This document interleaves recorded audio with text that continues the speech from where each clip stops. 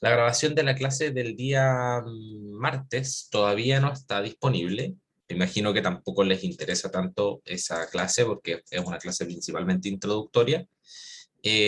La de hoy me imagino que sí va a importar bastante porque, como lo comenté el día martes, habíamos dejado pendiente lo que son las reglas de evaluación del curso. Ya, así que ahora sí ya están listas.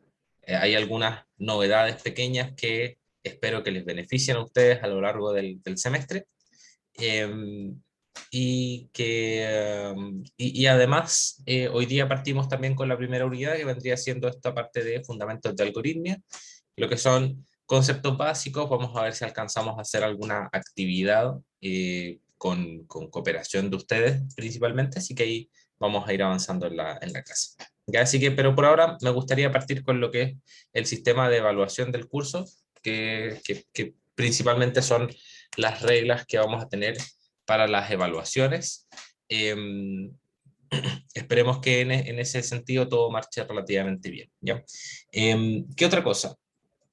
En el aula virtual yo ya estoy agregando contenidos, todavía no agrego los videos de los programas porque eso ya es parte de lo que nosotros vamos a estar viendo en las siguientes unidades, así que por ahora no es tan extremadamente necesario, pero sí les recomendaría que apenas estén subidos yo les voy a ir mandando mensajes, cosa que apenas estén subidos ustedes puedan ir y visualizar esos videos, ¿ok?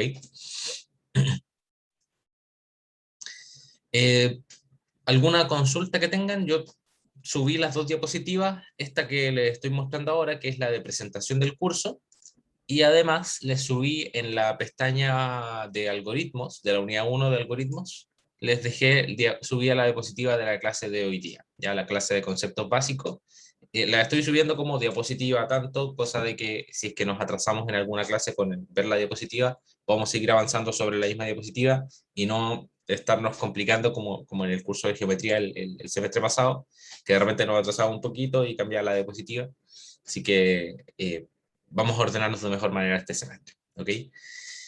Ya, vamos entonces con lo que son esto que estábamos viendo el día de ayer, que quedó pendiente, que son las reglas del curso. Ayer vimos, o sea, perdón, el día martes vimos lo que eran los contenidos del curso en general.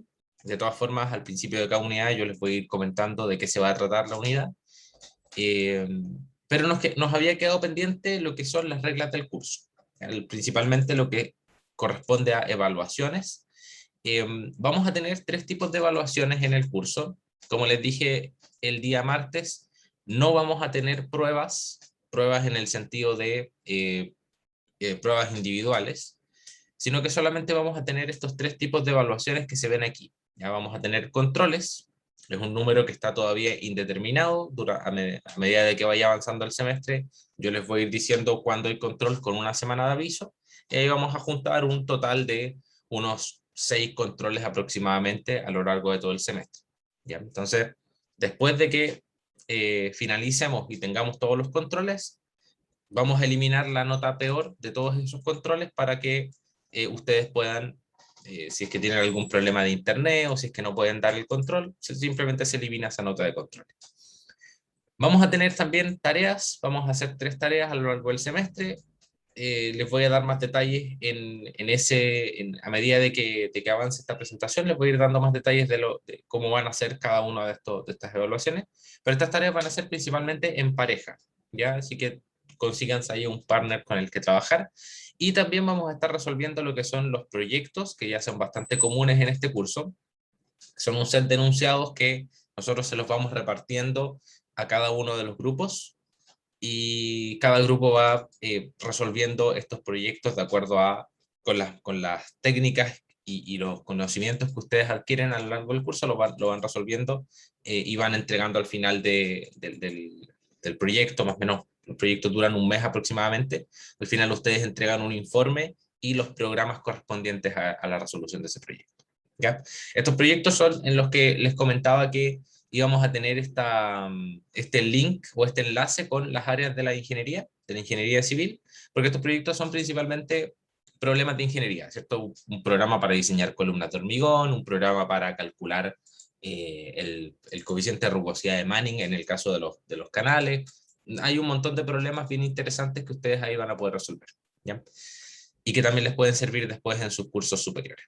Entonces, el detalle es el siguiente. Partamos con los controles. Los controles van a ser en horario de ayudantía, ¿ya? Van a ser en el día miércoles en la clave 7-8, que esa es la clave de lo que es la ayudantía. Van a realizarse por aula virtual en formato cuestionario. Ustedes seguramente ya el semestre pasado tuvieron en algunos cursos este tipo de pruebas, ¿cierto? En formato cuestionario. Las preguntas van a ser principalmente alternativas, verdadero y falso, y con la posibilidad de agregar alguna pregunta de desarrollo en la que ustedes tengan que argumentar alguna cosa mediante un texto, ¿ya? La duración no más de 45 minutos, aunque en general estos controles son relativamente cortos, duraciones de 20 minutos, media hora a lo mucho, ¿ya? Dejo los 45 minutos como un límite superior excesivo para que de todas formas quedemos ahí conscientes de esa duración. ¿Ya? Entonces, la cantidad de controles está indeterminada todavía. A medida de que avanza el semestre, yo con una semana de anticipación les voy diciendo, chicos, el próximo miércoles hay control. O sea, los días martes yo les voy a estar diciendo, chicos, el próximo miércoles hay control. En la materia del control entra hasta la fecha en la que estemos, ¿ya? O sea, así que yo hoy día les digo, hay control la próxima semana, la última clase que entra es la del día de hoy, ¿ya? Vamos a funcionar de esa manera. Entonces después al final del semestre vamos a eliminar la peor nota de controles.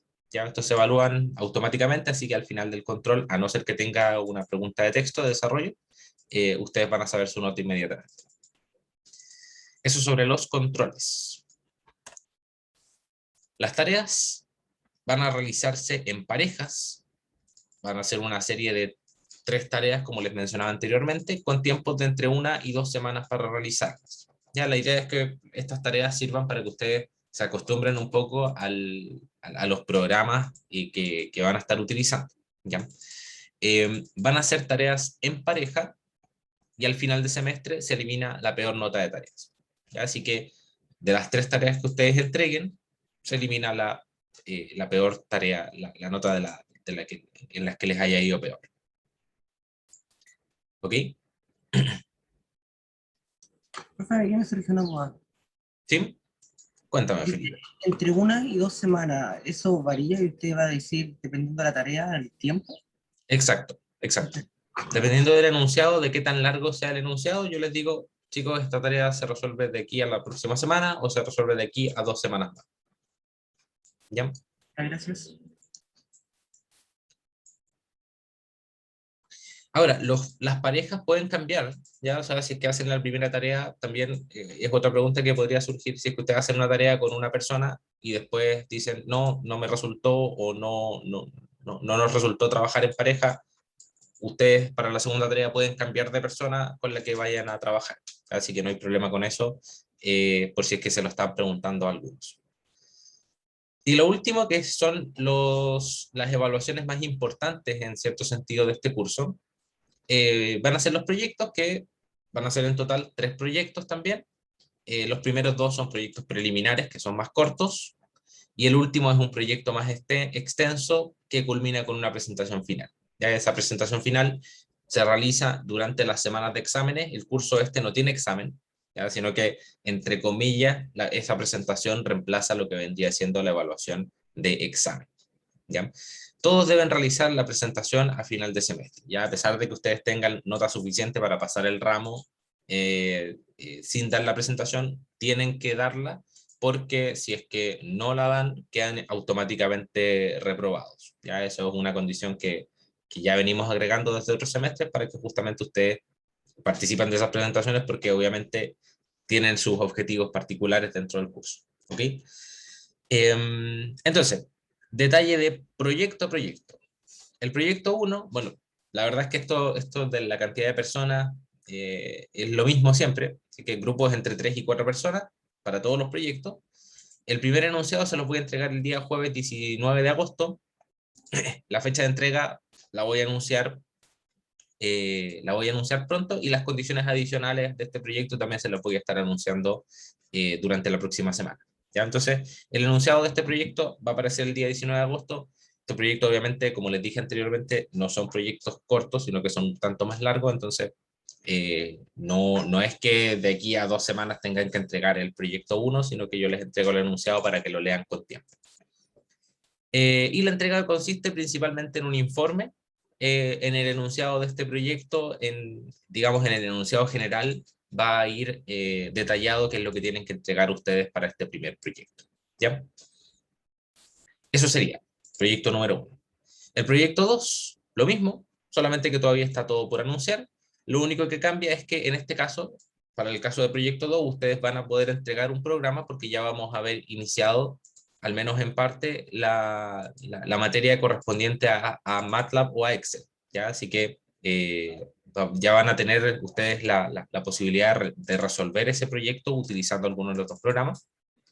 Y el tercer proyecto, grupos de entre 3 y 4 personas, enunciado también por enunciar, las condiciones particulares del proyecto también, y la entrega es el informe más los programas que ustedes puedan desarrollar, y también incluye una presentación final durante el periodo de examen, durante el periodo de exámenes del curso.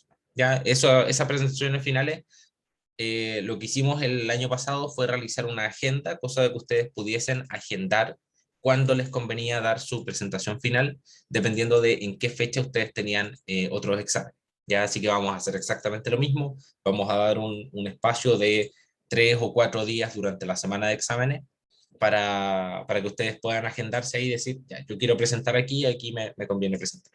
¿Ya?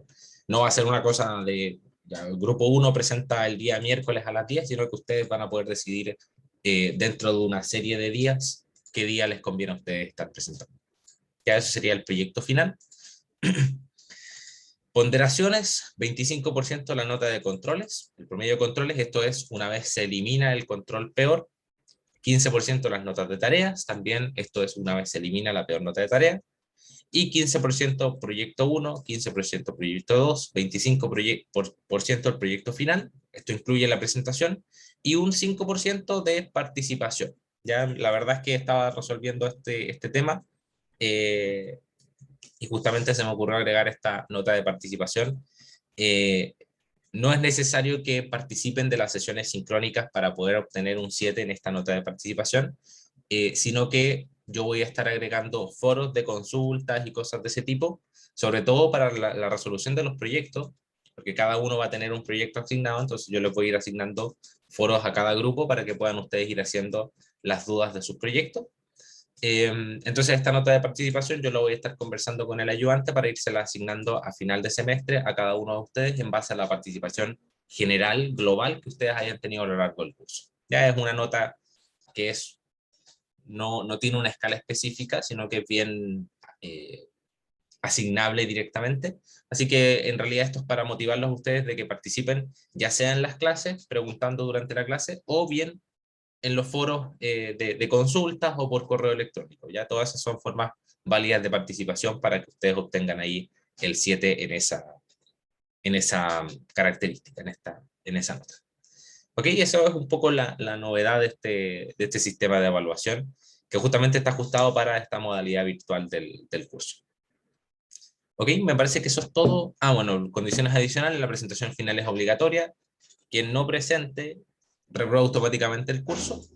No se repetirán controles por aula virtual. Ya eso, a no ser que ocurra una catástrofe, digamos, virtual en la que se caiga el aula virtual o alguna cosa así, ahí se puede reagendar un control, pero vamos a tratar de no repetir controles por el aula virtual, solamente se va a eliminar la peor nota en el caso de que tengan algún problema ustedes particular, de que el aula se cayó o alguna cosa así, o que no pudieron asistir a ese control, se elimina la peor nota.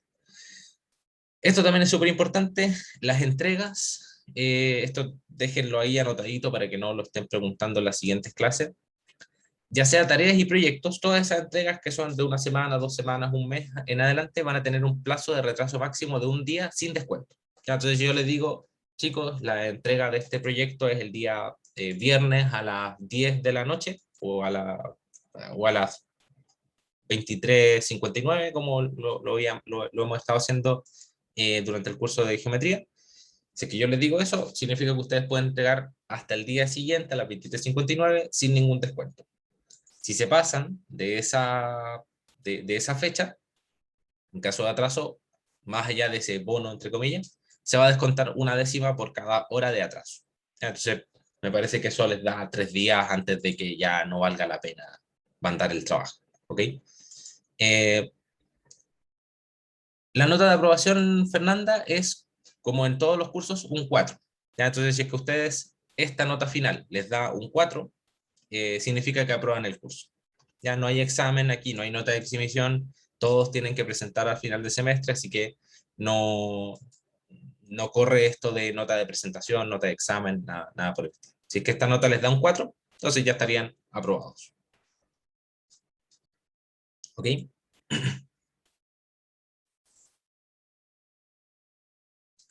Esas serían todas las reglas del curso.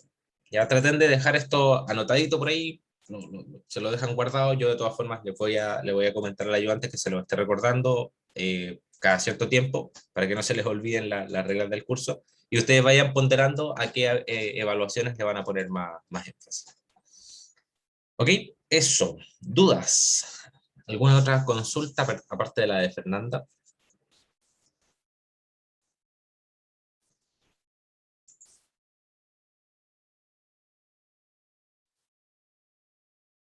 Yo tengo una. Felipe, cuéntame. En el caso de que aquí al final del semestre sigamos online, ¿la presentación del proyecto va a ser al frente de todo el curso o solo usted? No, este curso en particular va a permanecer siendo virtual, va a permanecer siendo online, ¿ya? Entonces, las presentaciones se van a realizar de forma virtual. Ya las presentaciones van a ser una reunión por Zoom con el grupo. Ah, pero solo con el grupo, no al frente de todos. Va a haber la posibilidad de invitar a más gente. O sea, yo voy a invitar al ayudante, voy a invitar posiblemente a algún ayudante anterior para que me ayuden en el proceso de evaluación. Y también voy a dejar abierta la posibilidad de que quien quiera entrar a ver las presentaciones pueda hacerlo, pero históricamente nunca pasa. Ya nunca entran, aparte del grupo, nunca entra más gente a las reuniones. Ya, así que aparte también un poco para conservar la privacidad, porque la idea es que en estas reuniones ustedes puedan encender sus cámaras y sea una presentación lo más formal posible, ya como si ustedes estuviesen teniendo una reunión en la que están tratando de vender un producto. Ya piénsenlo de esa manera.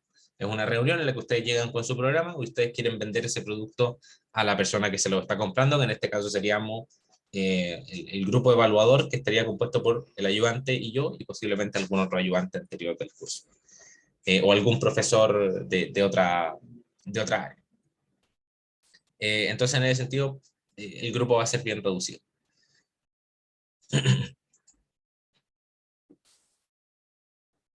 ¿Ya? Eh, Eso, no sé si te aclara la pregunta, Felipe. Sí, gracias. Sí. Ya, perfecto. Pero eso, en general este curso va a permanecer virtual todo el semestre, no se preocupen por una vuelta a clase, porque el curso va a ser virtual hasta el final. Ya estamos un poco aprovechando que el curso es un curso de programación para poder mantenerlo virtual 100%. Ya no tiene sentido que lo hagamos presencial. Ya, entonces vámonos con la clase de hoy. Esta clase es principalmente expositiva, así que ustedes puede que la encuentren un poco fome, pero vamos a tratar de hacer alguna actividad por ahí intermedia para no estar yo hablando todo el rato, ¿cierto? Ya, vamos entonces con eh, esta diapositiva de acá. Ya esta diapositiva ya está subida, debajito yo les voy a dejar la grabación de esta clase, ¿ok? Vamos entonces con esta unidad 1 de fundamentos de algoritmia, algunos conceptos básicos que necesitamos conocer antes de partir ya con la programación de computadores. ¿Qué es lo que vamos a ver hoy día? Y en esta diapositiva en general, vamos a tratar de hacer una introducción a la clase con los objetivos que buscamos que ustedes aprendan con esta clase. Vamos a definir lo que es el lenguaje. Vamos a partir de una definición global de lo que es el lenguaje para luego irnos acercando a lo que vendría siendo una definición de los lenguajes de programación en sí, ¿ya? Vamos a definir lo que es un algoritmo, ¿cierto? Ya vimos algo de definiciones que ustedes pudieron encontrar durante la clase del día martes, pero vamos a tratar de ampliar un poquito la discusión para poder llegar a una definición de algoritmo que sea bien precisa y exacta a lo que nosotros estamos obteniendo, a lo que nosotros queremos apuntar en este curso. Y finalmente vamos a terminar con lo que son los lenguajes algorítmicos, y yo les voy a dar algunos ejemplos de con cuáles lenguajes algorítmicos nosotros vamos a estar trabajando durante este curso, ¿ya? Sobre todo en esta primera unidad, que van a ser después la base para que nosotros podamos programar en MATLAB, en Excel, o en Python, o en el programa que ustedes quieran programar más adelante, ¿ya? Entonces, ¿qué es lo que nosotros hacemos? ¿Por qué está metido este curso dentro de su malla curricular? ¿Por qué decir que ustedes son ingenieros civiles y no son ingenieros informáticos? Tienen un curso de programación. Eso pasa porque nosotros, o en realidad cualquier carrera de ingeniería tiene sus propios problemas. Ya cada carrera de ingeniería tiene que resolver generalmente un problema de diseño, ¿ya? El problema de diseño proviene de una necesidad, ¿cierto? Una persona necesita construir una casa, por ejemplo, y van donde el arquitecto, y el arquitecto diseña esa casa. Y el arquitecto diseña la casa desde el punto de vista de confort térmico, desde el punto de vista de la iluminación, desde el punto de vista de un montón de lados. Y después esa casa, ese mismo plano, se lo pasan a un ingeniero estructural, a uno hidráulico, para que calcule las tuberías que sirven para que a uno le salga el agua caliente y el agua fría, ¿cierto? Entonces todo eso que proviene de un problema de vivienda, que es un problema básico de la humanidad, por así decirlo, se transforma luego en un problema de ingeniería, ¿ok? ¿Y cuáles son las características de estos problemas de ingeniería? Que tienen normalmente un gran volumen de datos, ¿ya? Tenemos que analizar una planilla de datos, por ejemplo. Tenemos que analizar una base de datos de terremotos, por ejemplo. Tenemos que analizar una base de datos de, eh, por ejemplo, para el diseño de una planta de tratamiento de agua, tenemos que analizar las bases de datos que corresponden a caudales de ríos, lluvias, napas subterráneas, entre otras cosas, para poder saber de dónde voy a sacar el agua. Todos esos son problemas de la ingeniería civil. Entonces, esos grandes volúmenes de datos implican, por lo tanto, operaciones que son complejas de realizar. Tengo que obtener promedios de un gran volumen de datos, tengo que realizar la integración de cuánta es la cantidad de lluvia que cae sobre una cierta área para poder estimar cuál es el caudal que voy a obtener a partir de esa área, entre un montón de otras cosas que tenemos que ir haciendo.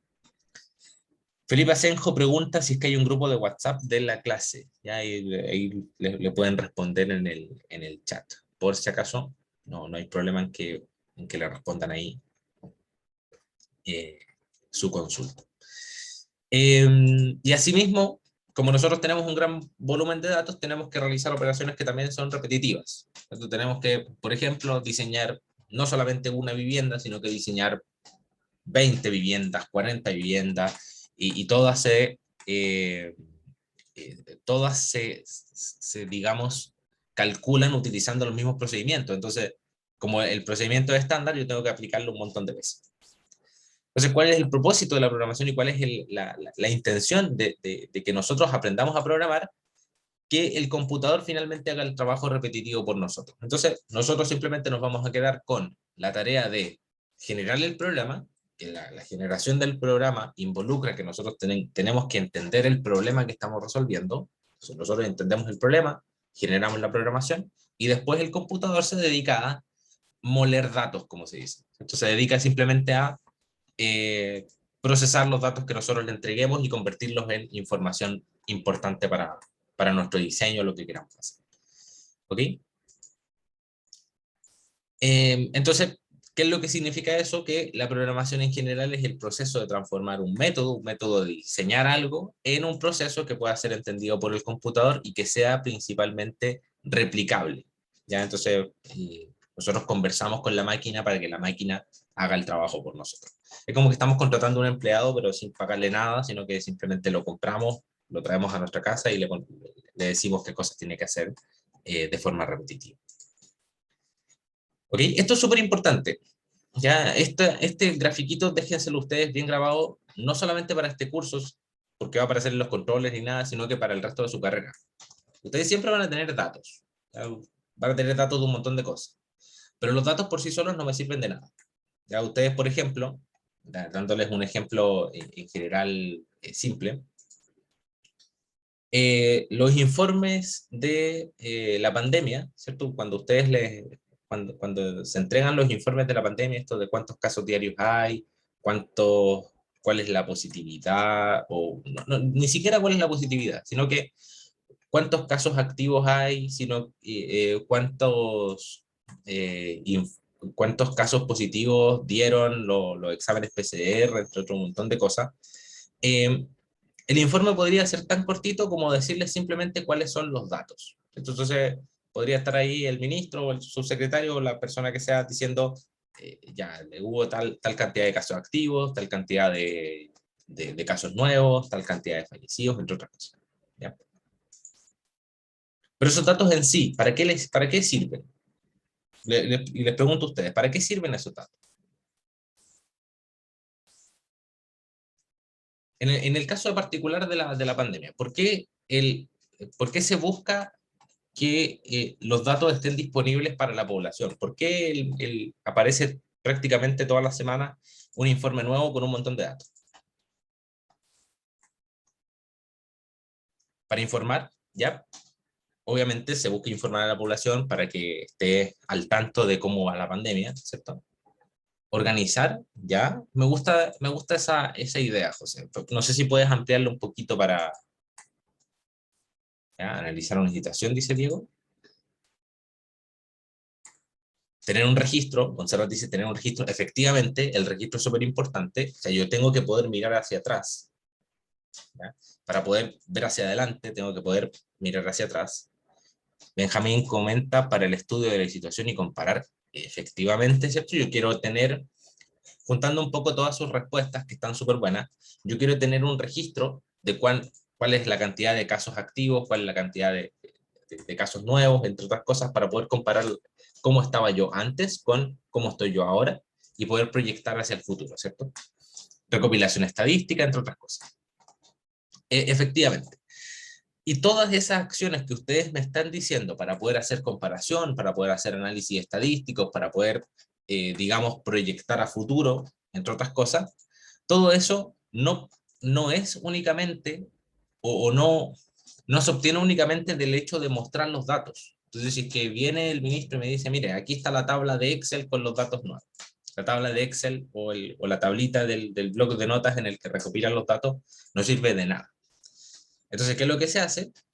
Se procesan esos datos, se utiliza un computador, un programa de computador para procesar esos datos, de forma que sean entendibles, ¿cierto? Porque yo lo que tengo que hacer y tengo que tomar la información, procesarla y bajarla a un cierto nivel que sea entendible por aquella persona que yo necesito que entienda la información, ¿cierto? Y en el caso de la pandemia ha sido súper crítico, porque muchas veces nosotros como ingenieros o como estudiantes de ingeniería en su caso, ustedes tienen un conocimiento de matemática que es adecuado o un conocimiento de análisis de datos que es relativamente adecuado para poder interpretar gráficos o para poder interpretar datos.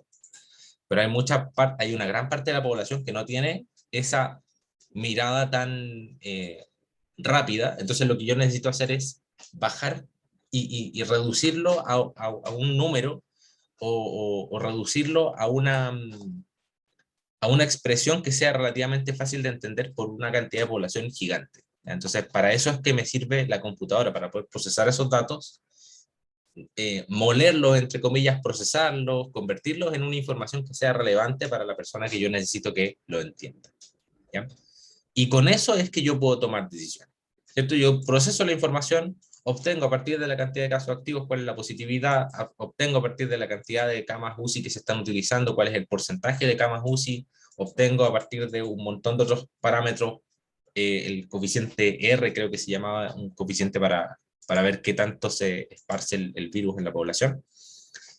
Y con eso es que yo tomo decisiones.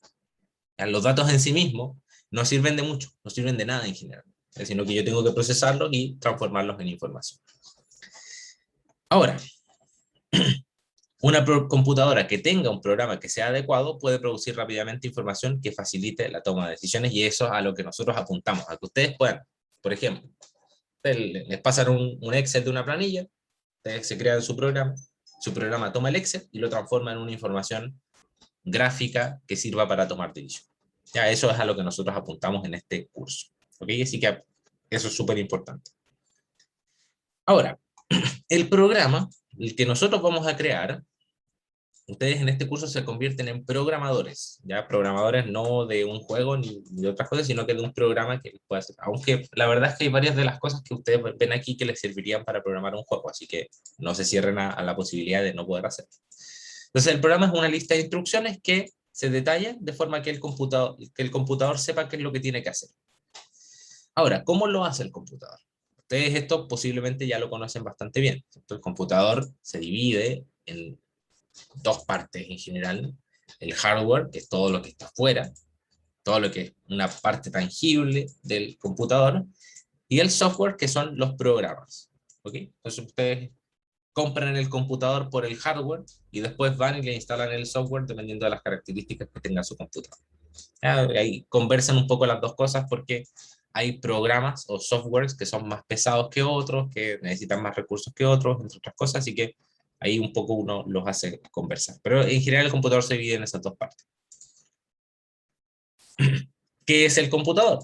Es este dispositivo electrónico que nosotros utilizamos para obtener los resultados, para tomar la información y convertirla en datos de salida.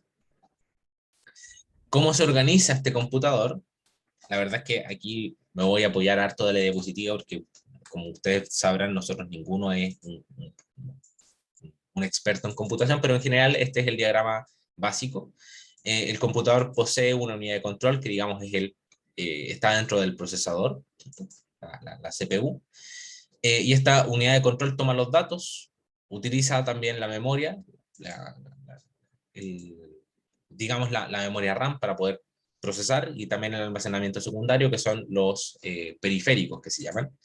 Y con eso procesa los datos y obtenemos una salida de datos que puede ser ya sea por pantalla, ya sea alguna lucecita que aparezca en el computador. El computador en general tiene varias posibilidades de darme datos de salida. ¿Okay? Y aquí vienen algunas definiciones de algunas cosas adicionales, ¿cierto? Como qué es el procesador, que es eh, la central de procesamiento que finalmente realiza todas las acciones. Solamente realiza instrucciones simples, ¿cierto? Solamente cambia unos por ceros de forma sucesiva, pero lo realiza a gran velocidad, lo que me permite realizar, entre comillas, varias acciones a la vez. Cuando ustedes tienen computadores que tienen más de un núcleo, esos núcleos pueden realizar operaciones simultáneas, pero cada uno de los núcleos del computador puede realizar solamente una acción a la vez, pero lo hace muy rápido. Entonces, por eso es que los computadores tienden a calcular cosas más rápido que nosotros.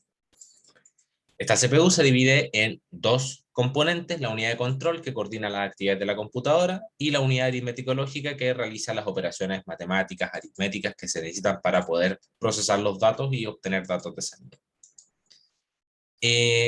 Ahora, para que el computador pueda obtener estos datos de entrada, para que pueda procesar datos, necesita un dispositivo de entrada.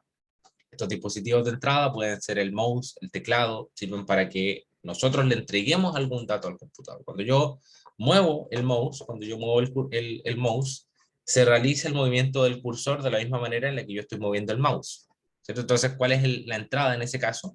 El movimiento del cursor, ¿cierto? Que está siendo leído por el sensor óptico que tiene el cursor, el mouse, en realidad. Entonces, el hardware, que es el mouse, tiene un sensor óptico que envía una señal a través del cable, o a través del, este es antiguo, así que tiene cable, o a través del dispositivo USB, en el caso de que ustedes tengan un mouse de ese tipo. Entonces envía la señal, el computador procesa esa señal, la CPU la procesa, y la convierte en movimiento del cursor. Ya de esa forma es que funciona el computador. Lo mismo el teclado. Cuando ustedes tienen el teclado ustedes apretan una tecla, esa tecla lo que hace es emitir una señal, esa señal la interpreta el computador, la CPU, y eso se convierte finalmente en una salida que puede ser un texto o puede ser algún comando, por ejemplo, control C, sabemos que es copiar. Entonces, el computador lo procesa y lo interpreta de acuerdo a lo que está programado para. Otros dispositivos de entrada son lectores de tarjeta, joysticks para jugar, ¿cierto? Lápices ópticos, lectores de códigos de barra, micrófonos, cámaras, entre otras cosas, que son todos estos que se les denomina los periféricos. Todo lo que no es lo que el computador no necesita para funcionar en sí mismo.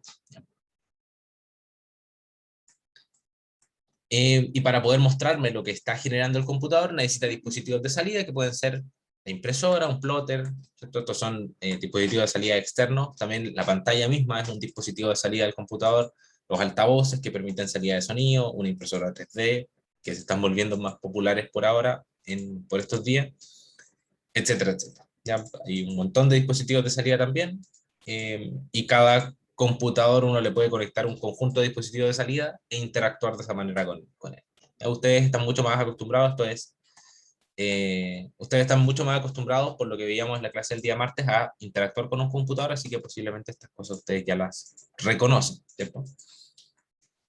Ahora, la memoria se divide en dos: la memoria central o interna, ¿cierto? La RAM, el Random Access Memory, la ROM, y la memoria auxiliar o externa. Vamos a ver de qué tratan cada una de estas. La RAM es una memoria en la que se guardan información solamente cuando la computadora está encendida. Ya es una memoria volátil, que una vez que ustedes apagan el computador, la memoria RAM se borra y se reinicia. Entonces, esa información que se guarda en la RAM se pierde. Por eso es que la RAM es en general mucho más chiquitita que la memoria RAM es mucho más chiquitita que el disco duro. ¿Ya? Y por eso es que cuando ustedes tienen más RAM, ustedes pueden ejecutar más acciones a la vez. ¿Ya? Para eso sirve la memoria RAM. Lo que ustedes tienen una memoria RAM de 16 GB, pueden ejecutar más acciones a la vez que con una memoria RAM de 8 GB o de 4 GB. ¿Por qué? Porque una vez que se acaba la capacidad de procesamiento de la RAM, una vez que ustedes agotan la capacidad de la RAM, el computador tiene que empezar a buscar otra forma de guardar la información que se está generando. Y normalmente lo que hace es irse al disco duro. Y el disco duro es en general más lento que la memoria RAM. Y la ROM es una memoria estática que no se puede cambiar, en la que se guardan las instrucciones de la máquina. ¿Ya? Las instrucciones para que se prenda el computador, todas esas cosas que son extremadamente básicas. Ni siquiera el sistema operativo. El sistema operativo no va aquí.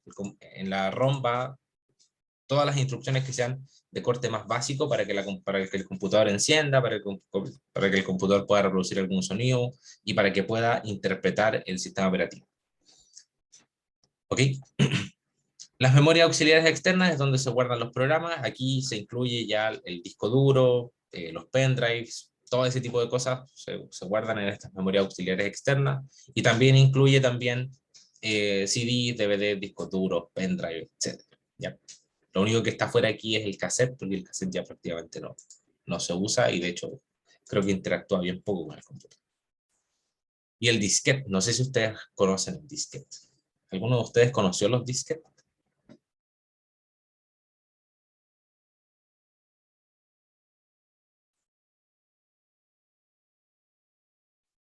Ya, perfecto. Todavía los conocen. Va a llegar el punto en el que la gente va a dejar de reconocerlos. Ahora, es interesante el tema del disquete, a modo de comentario general, porque si ustedes se dan cuenta, el disquete dejó una marca, que es el botón de guardar. Entonces, si ustedes miran el botón de guardar, eso que está ahí no es un pendrive, ni tampoco es un CD, ni tampoco es un disco duro, ni nada, sino que es un disquete. Entonces, después, en unos años más, cuando la gente no conozca el disquete, van a preguntarse, ¿y ese botón de dónde viene? Y ese botón efectivamente viene de la primera forma de almacenamiento de archivos personales. El disquete antes cabía un puro archivo, entonces el botón de guardado quedó como el disquete. Ya eso a modo de comentario adicional. Ya. Vámonos ahora con la definición del lenguaje. Ya sabemos más o menos cómo funciona el computador. Eh, Definiciones bien generales, la verdad no necesito que ustedes se metan al computador o sepan desarmar un computador ni nada, sino que sepan en general cómo funciona. Eh, Recapitulando un poquito, lo más importante que ustedes tienen que saber es que el computador no va a hacer nada que ustedes no le digan que haga. ¿Ya? Entonces, cada vez que el computador se equivoque, no es porque el computador se haya equivocado, sino que es porque el usuario ingresó mal el dato. ¿Ya? Así que el computador no tiene una inteligencia, por así decirlo. ¿Ya? Ahora se está creando todo esto de la inteligencia artificial y todo el tema, pero no es como funcionan los computadores que nosotros vamos a programar. ¿Ya? El computador no posee inteligencia, sino que posee capacidad de procesamiento. Y no va a ejecutar ninguna acción si es que nosotros no le decimos que la ejecute. Ahora, ¿cómo nosotros nos comunicamos con el computador? Por medio de un lenguaje. ¿Ok? ¿Y qué es el lenguaje? Ustedes posiblemente se acuerdan de esto porque lo tienen que haber estudiado para la PSU, si es que se pregunta, o ustedes dieron la otra, la PTU, ¿cierto?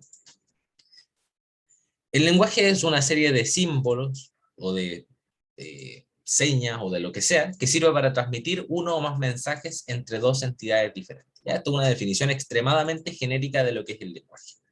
A la transmisión de mensajes se le conoce comúnmente como comunicación. ¿Sí? Esta es la definición más amplia que ustedes van a encontrar del lenguaje en cualquier lado. ¿Ya? Entonces, si es que yo, por ejemplo, al micrero le aviso con la mano, yo lo que estoy haciendo es comunicarme con el micrero para que pare, y la seña que yo hice cuenta como un lenguaje.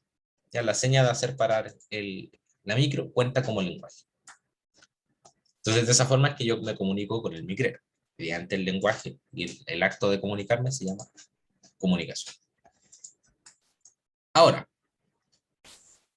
esa es la manera en que nos comunicamos las personas, ¿cierto? Y las personas siempre creamos códigos, por ejemplo, el mismo lenguaje, el español, los idiomas son también una forma de lenguaje en la que nosotros utilizamos las palabras para poder comunicarnos entre nosotros.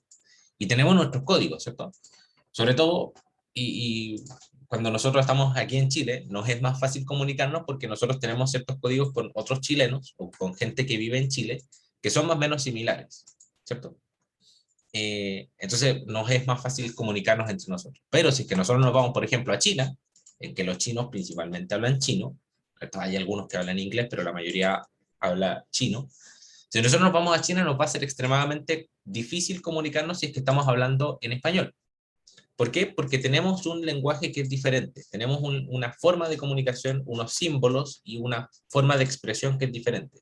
Entonces, ¿qué es lo que hay que hacer? Traducirnos, ¿cierto? Tenemos que utilizar un traductor o tenemos que utilizar algún programa que nos vaya traduciendo y que me permita comunicarme entre el chileno y el chino, ¿cierto? Y eso se aplica a cualquier otro idioma. Lo mismo pasa con el computador. Cuando nosotros nos queremos comunicar con el computador, yo no le puedo decir al computador, préndete. ¿Ya? De hecho, me parece que o es posible que haya algún computador que pueda escuchar algún tipo de acción, pero creo que todavía no se crea el computador que se encienda con esa instrucción, ¿cierto? Yo no le puedo decir, préndete, y que el computador se prenda. Lo más parecido creo que son estas cosas nuevas del Siri y la cosita esta de Google, que no me acuerdo cómo se llama, que uno le dice, hey Google, y uno puede hablarle con palabras, ¿cierto? Pero eso es porque el aparatito está programado para poder entender palabras. Pero el computador en general no funciona de esa manera. El computador lo que busca es que yo utilice alguno de los canales de comunicación que yo tengo disponibles con él para poder realizar alguna acción. ¿Ya? Entonces, de ahí proviene la definición del lenguaje de programación. ¿Ya? El lenguaje de programación es la forma con la que las personas, con los seres humanos, se comunican con el computador. ¿Okay? Y uno puede hacer un lenguaje de programación que esté más cercano a la persona o un lenguaje de programación que esté más cercano al computador. Hay diferentes niveles de lenguajes de programación. ¿Okay? Entonces nosotros vamos a tratar de comunicarnos con el computador. En este curso nos vamos a comunicar con el computador en un lenguaje que va a estar bastante a nuestro nivel. Ya va a estar en inglés, principalmente en inglés, pero nos va a permitir entender en general cuáles son las instrucciones que le vamos a estar dando. Pero hay otros lenguajes de programación que están a un nivel más bajo, ¿sí? Más bajo, que no son entendibles por el ser humano, pero que son extremadamente fáciles de comprender por la computadora. ¿Ya? Entonces, este lenguaje de programación es el conjunto de símbolos, caracteres, reglas que le permiten a las personas comunicarse con la computadora. Los lenguajes de programación tienen un conjunto de instrucciones que nos permiten realizar operaciones de entrada-salida, cálculo, almacenamiento, etcétera, etcétera. ¿Ya? Entonces, siguiendo un poco con la idea de que hay diferentes niveles de lenguajes de programación, hay algunos, o existe el lenguaje máquina, que es aquel lenguaje que puede entender la CPU. ¿Ya? pero que nosotros no entendemos nada. Si es que una persona común y corriente va y lee esto, no entiende nada. ¿Por qué? Porque está pensado específicamente para que la CPU lo comprenda. Estas son instrucciones basadas en lenguaje binario que son puros ceros y unos. ¿Ya? Ese es el lenguaje máquina, el que habla la computadora y al que nosotros tenemos que llegar. Entonces, ¿cómo nosotros llegamos a ese lenguaje? Mediante intérpretes. Y existen intérpretes que son de bajo nivel. Nosotros tenemos el lenguaje de bajo nivel, que necesita un intérprete para el lenguaje de bajo nivel, que me permite realizar algunas ciertas acciones básicas, como la suma, como la resta, la división, entre otras cosas, para poder yo traducir estas operaciones de suma, resta, división al lenguaje máquina. ¿Ya? Estas son operaciones que son en general bien simples, bien básicas también, porque todavía estamos a un nivel muy bajo. Son instrucciones que ensamblan los grupos de computadores necesarios para expresar una mínima lógica aritmética. Ya, estos son instrucciones que lo que hacen es traducir a ceros y unos lógicas aritméticas. El lenguaje ensamblador del PC es diferente que el del Apple. Aquí se diferencian esos dos computadores. Ya, el PC es una cosa, el Apple es otra cosa, entonces por eso es que yo no le puedo instalar un programa de Windows a un Apple si es que no está en su versión para Mac. Aquí tenemos algunas instrucciones de lenguajes de bajo nivel.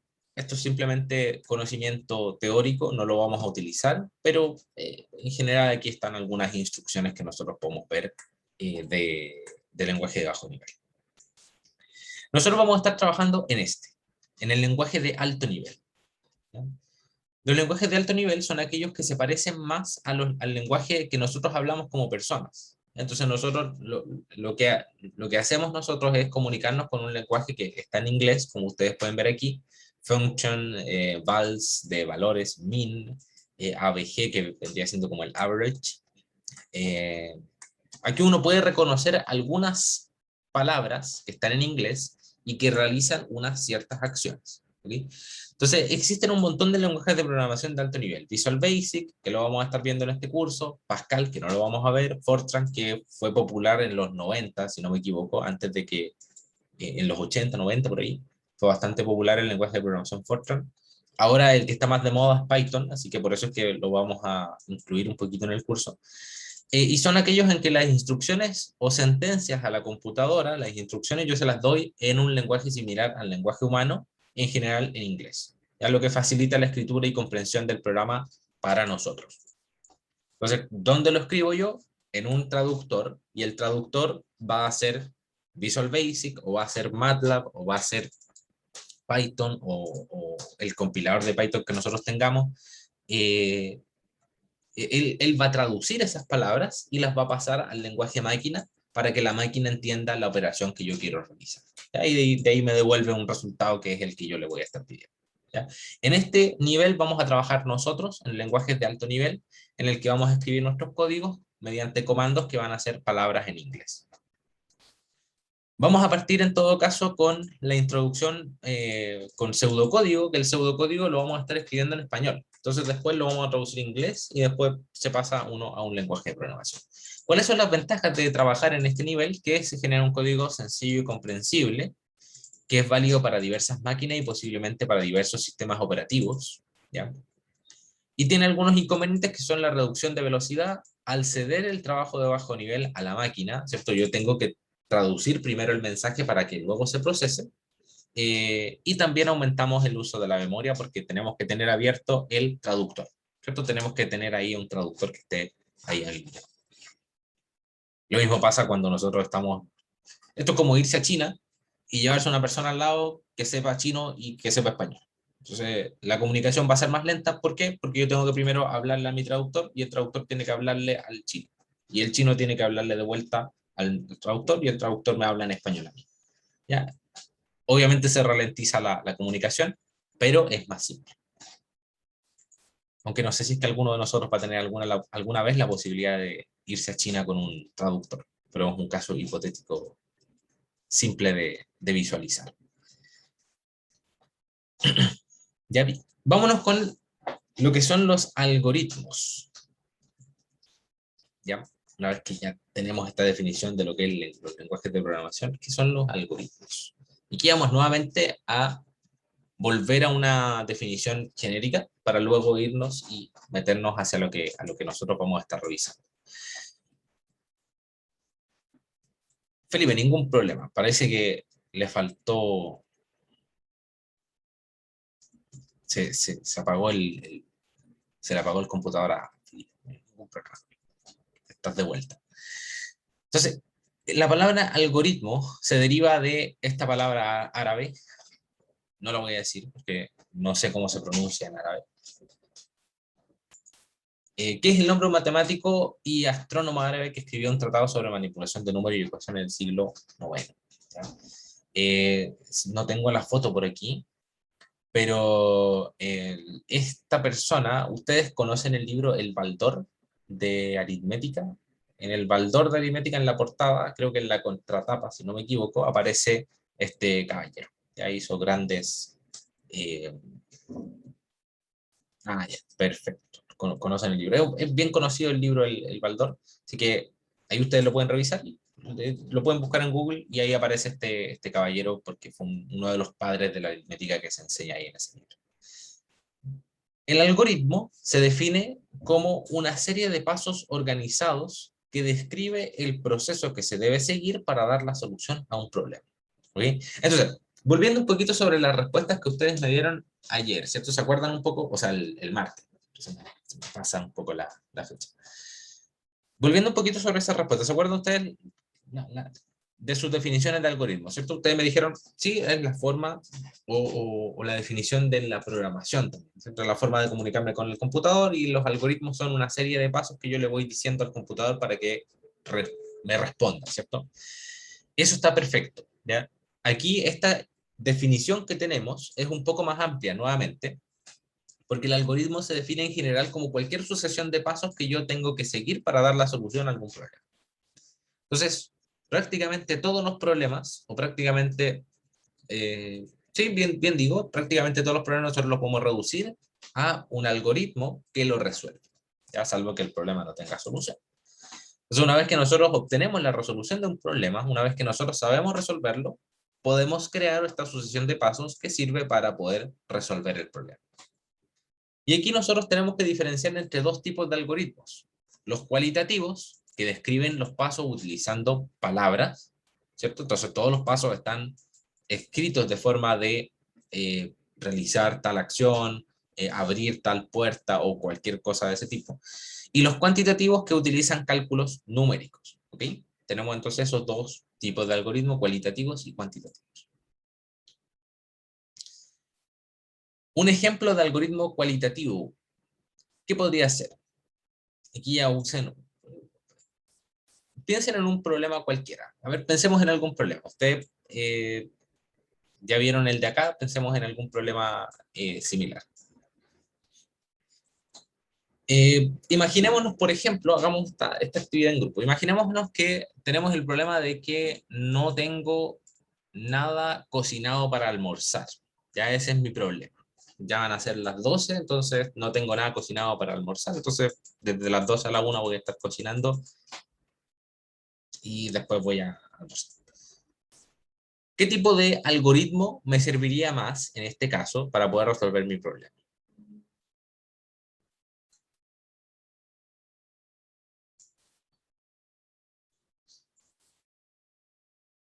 ¿Uno cualitativo o uno cuantitativo? ¿Un cualitativo? ¿Ya? ¿Por qué podría ser cualitativo, Benjamín? Ah, ya. No sé, el cuantitativo dice que usa cálculos numéricos y el ¿Ya? cualitativo dice que describe los pasos utilizando palabras. No creo que lo matemático me sirva mucho para hacer algo de almuerzo. Ya, perfecto. ¿Cierto? Efectivamente, aquí Montserrat también indica cualitativo y Fernanda dice cuantitativo. Vamos a leer ahí después a Fernanda para ver cómo complementamos un poquito la respuesta a esta pregunta, que efectivamente media capciosa. Efectivamente, voy a tener que escribir con palabras, ¿cierto? Voy a tener que decir, abrir el refrigerador, por ejemplo. Esa podría ser una acción para yo poder escribir alguna cosa o sea, para poder ir a cocinar algo, tengo que abrir el refrigerador, sacar los ingredientes, entre todas esas cosas. Pero hay una parte del algoritmo en la que este puede volverse cualitativo. ¿cierto? Entonces, por ejemplo, yo podría decir que quiero que mi algoritmo también considere las cantidades. Entonces,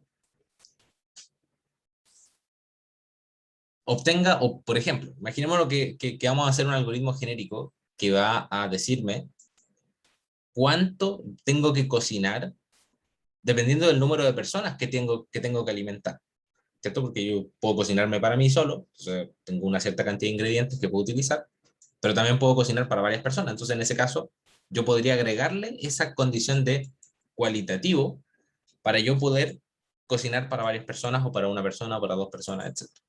¿Ya? Entonces, ¿cuál es la respuesta finalmente? Una mezcla. ¿Ya? Y normalmente vamos a estar, cuando nosotros nos enfrentemos a ese tipo de problemas algorítmicos, va a haber muchos problemas en los que vamos a tener que utilizar una mezcla de algoritmos cualitativos con algoritmos cuantitativos. ¿Ya? Porque tenemos que calcular algunas cosas y después a partir de esas cosas que calculamos tomamos decisiones, que esas decisiones las tomamos en términos cualitativos. ¿Ya?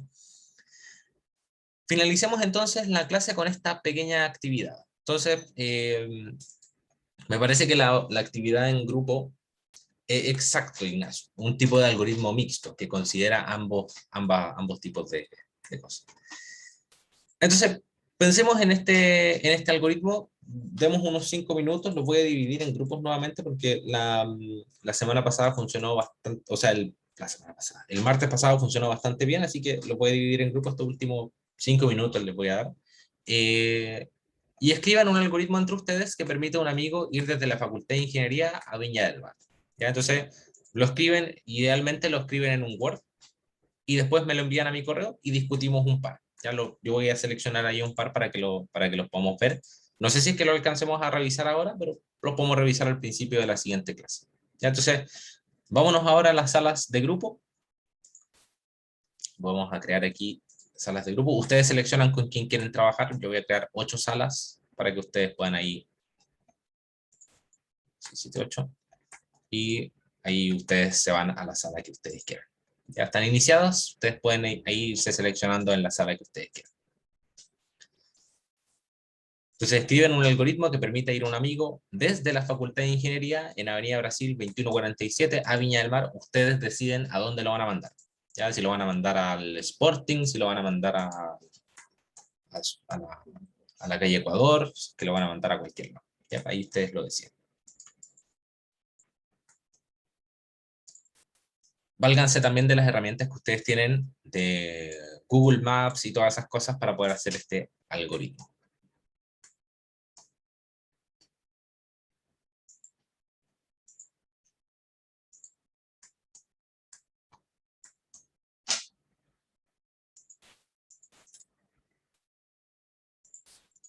Ya, veo que está Ariel por aquí, Bastián, Benjamín Cisternas, Benjamín Pabla, Camila Quesada también, Diego Navarro, Diego Soboy, están todos acá. Vayan entrando a sus salas. Se ponen de acuerdo. La sala 1 está disponible por si acaso. La sala 4 también está vacía. Y la sala 8.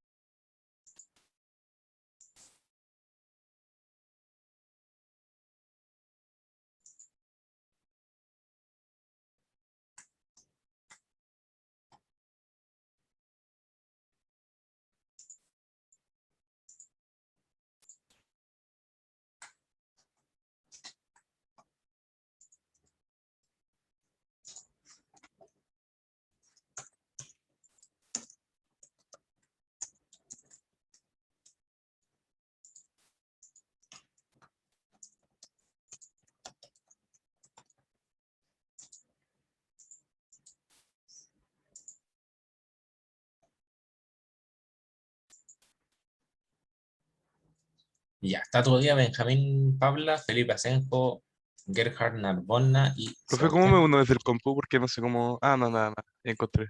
Ya. Si es que no pueden, yo los mando. Ustedes me dicen la sala que quieren entrar y me avisan. Mándame cualquiera, profe. Bueno, te voy a mandar a la sala 1 porque está media vacía. Gerhard lo vamos a mandar a la sala 2 y a Benjamín a la sala 2 también. A la sala 6.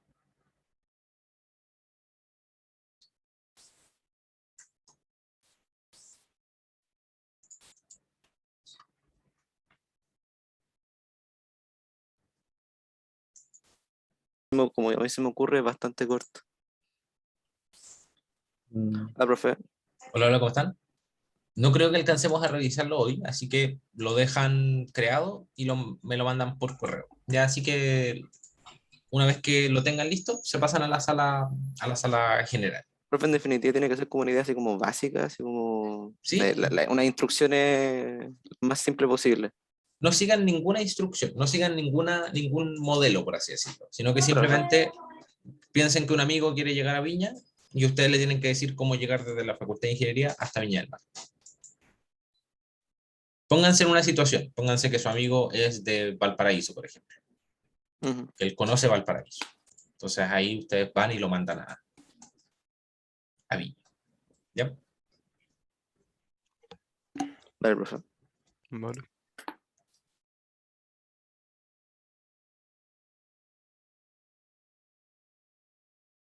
De los dioses, se me olvidó la wea, ¿cómo se llama? Antropología cristiana. Sí, entonces yo iba a tomar ese, pues, para hacerlo de una.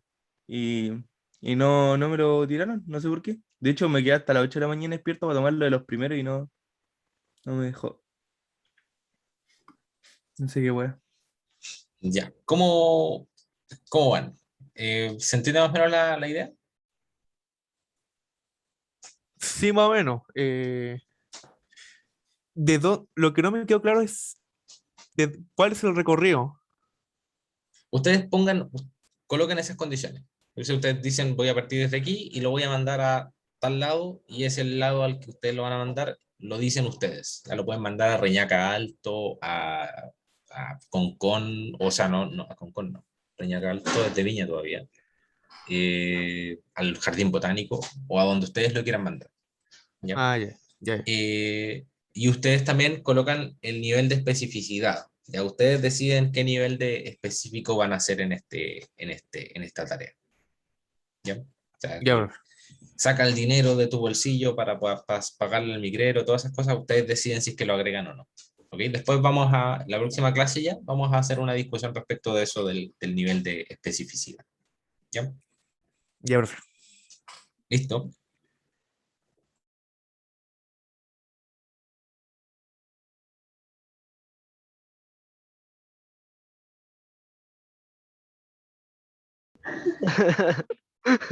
Está grabando. Tenemos un grupo grande. Debería ser entonces estación Francia, ¿no? ¿No? Sí. Varón, po. Pero varón está más, Pero tiene que más ser lejos, estación ¿no? varón, po. Es más lógico.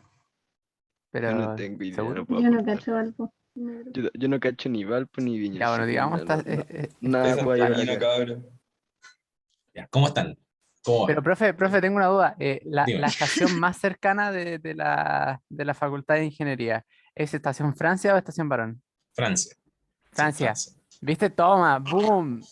La estación Sí. Varón es la que está frente a cada central. Cada Sí, central po. la que están ahí en Ah, Brasil, verdad. al lado del mercado. Y la Facultad de Ingeniería está Como en con calle Frey. Francia, de hecho. Claro, Sí, como Freire, General Cruz, todas esas calles. ya, Entonces la estación de metro más cercana es ahí la de, perfecto. la de Francia. Ahora, si Profe, lo quieren mandar caminando, lo mandan caminando, simplemente le dan las instrucciones de y por eso dónde de se las tiene que ir. instrucciones se las vamos dando, dando los pasos como puntuados, numerados, así como onda, como una, como tipo como Waze, así como así como Google Maps, que te la van tirando como que hacer, así. Exacto, sí. Ahí ustedes deciden cuál es el nivel de especificidad que le van a dar. ¿Ya? Así que Ya, pueden decidir, si la persona es del sur, por ejemplo, hay que darle un mayor nivel de especificidad, pero si es de Valparaíso, Pero, quizás lo entiende relativamente fácil. infórmeme, por favor. Claro. Entonces, ahí ustedes lo deciden. Ustedes se ponen lo en el podemos caso. hacer tipo como mix, así como con de ambos, así como ir describiendo tanto lo que tenéis que Cualitativo y hacer como con la cuantitativo. cantidad de metros que tenéis que caminar después de todo eso. Así. Claro, sí. Cosa que lo entiendan. Cosa que esa persona que ustedes dijeron que era, lo entienda. ¿Ya? Ya, ok. Nos vemos en un rato.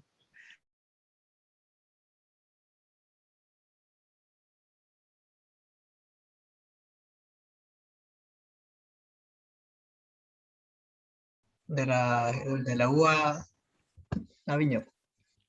Ya, bien cortito porque se nos acaba el rato. No vamos a hacer después al final de la clase ya no alcanzamos a hacer la revisión de esto. Lo hacemos el día martes al inicio. Así que ahí me mandan el documento al correo. Bien genérico. Ya ustedes se ponen en el caso que ustedes quieran y lo mandan a donde ustedes quieran. Ya la idea es que después veamos y comparemos entre sus diferentes propuestas. Pusimos una foto, tenemos que detallar lo que pusimos ahí. Sí, la idea es que sea con instrucciones. ¿Ya? Ah, ok. Así que si colocan una foto, traten de agregarle ahí siga la foto tanto, porque la foto igual sirve, pero que la instrucción sea, por ejemplo, siga el recorrido de la foto en esta parte, por ejemplo. ¿Ya? Eso, nos vemos entonces en un ratito para cerrar.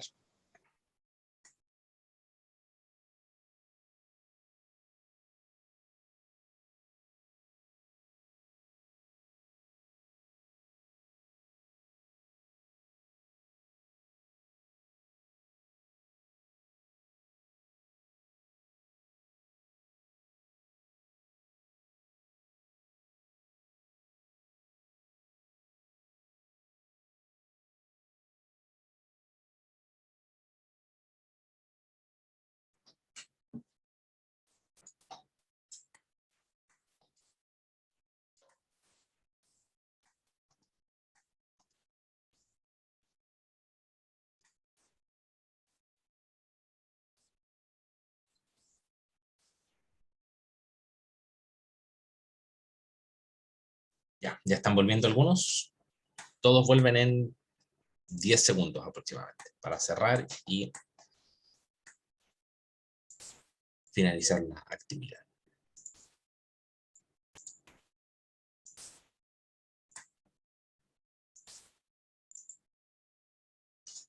Ya, me parece que todos volvieron, o la mayoría por lo menos. Creo que nos falta un poco de tiempo, profe. Benjamín, por favor. Sí. No hay ningún problema. Entiendo que les haya faltado un poquito de tiempo, porque obviamente lo hicimos bien ajustado al final. Podemos partir con unos 5 minutos a la próxima clase para que terminen de discutir. Igual traten de finalizarlo durante el fin de semana, se ponen de acuerdo y lo terminan. Pero la idea es que los mismos grupos me manden el documento bien simple, no es algo evaluado ni nada por el estilo, sino que la idea es poder comparar después cuál fue el grado de especificidad que le dieron y por qué. ¿Ya? Así que ahí vamos a discutir eso la próxima semana. ¿Ya? Con eso entonces estaríamos finalizando. Les dejo la tarea de esta pequeña actividad y nos vemos entonces el próximo martes. Ya ahí finalizamos esto y partimos con alguna otra cosa. ¿Ya? Gracias por la asistencia, chicos, y por la participación. Que estén muy Vale, bien. profe. Profe, Estén bien. pregunta. profe. Chao, nos vemos. ¿Desde Cuéntame. dónde le Chao, mandamos profe. el Word? Cualquier persona del grupo que me mande un correo. ¿Ya? Así que, Ah, ya, entendido. Gracias, profe. Chao, Bueno, profe, que le vaya gracias. bien. chao, nos Profe. vemos. Chao, profe. Chao, que Chao, estén súper profe. bien. Nos Buen fin de vemos. semana.